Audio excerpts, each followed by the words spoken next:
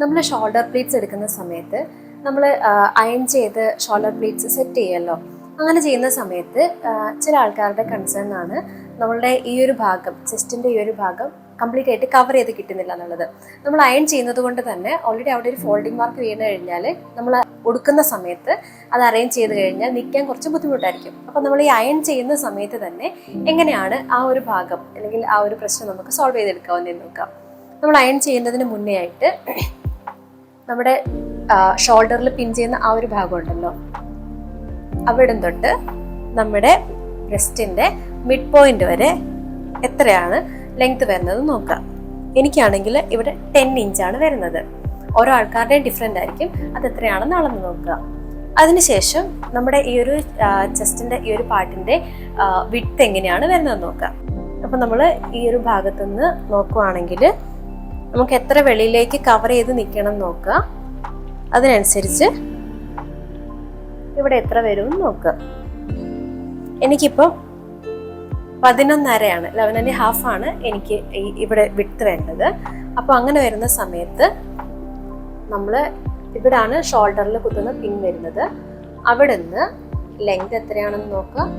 ഷോൾഡറിൽ കുത്തുന്ന പിന്നിൻ്റെ അവിടെ നിന്ന് ലെങ്ത് നമുക്ക് 10, എനിക്ക് 10 ആയിരുന്നു വരുന്നത്.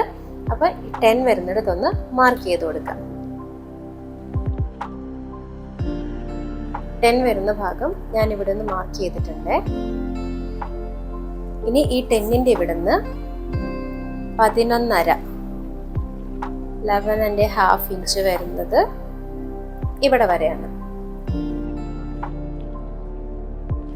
ഓക്കെ, അപ്പോൾ ഞാൻ പിൻ വെച്ചാണ് മാർക്ക് ചെയ്തിരിക്കുന്നത്. ഈ പിന്നിൻ്റെയും ഇടയിലായിട്ടാവണം ഞാൻ അയൺ ചെയ്യുമ്പോൾ ഈ ഒരു പ്ലേറ്റ്സ് അറേഞ്ച് ചെയ്ത് കൊടുക്കേണ്ടത്. അപ്പോൾ ഈ ഒരു പിന്നെന്ന് പറയുന്നത് നമ്മുടെ ലെങ്ത് ആണ്. അതെനിക്ക് 10 ആണ് വന്നത്. അതിവിടെ മാർക്ക് ചെയ്തിട്ടുണ്ട്. ഈ ഒരു വിഡ്ത്ത് എന്ന് പറയുന്നത് എനിക്ക് 11.5 ആണ് വന്നത്. അത് ഞാൻ ഇവിടെ മാർക്ക് ചെയ്തിട്ടുണ്ട്. അപ്പോൾ നമുക്ക് ഈ ഒരു പ്ലേറ്റ്സിനെ ഈ രീതിയിൽ, ഈ ഒരു വിഡ്ത്തിലേക്ക് വരുന്ന രീതിയിലൊന്ന് അറേഞ്ച് ചെയ്ത് കൊടുക്കാമേ.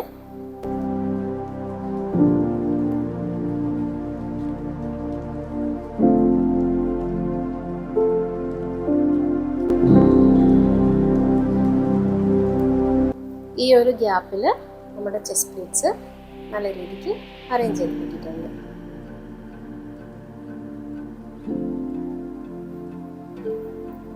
ഇനി ഇത് നമുക്കൊന്ന് അയൺ ചെയ്തെടുക്കാമേ.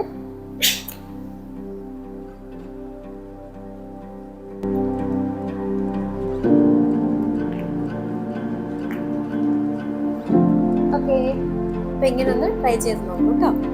അപ്പോൾ ഇത്രയേ ഉള്ളൂ. അടുത്ത വീഡിയോയിൽ കാണാമേ. Thank you.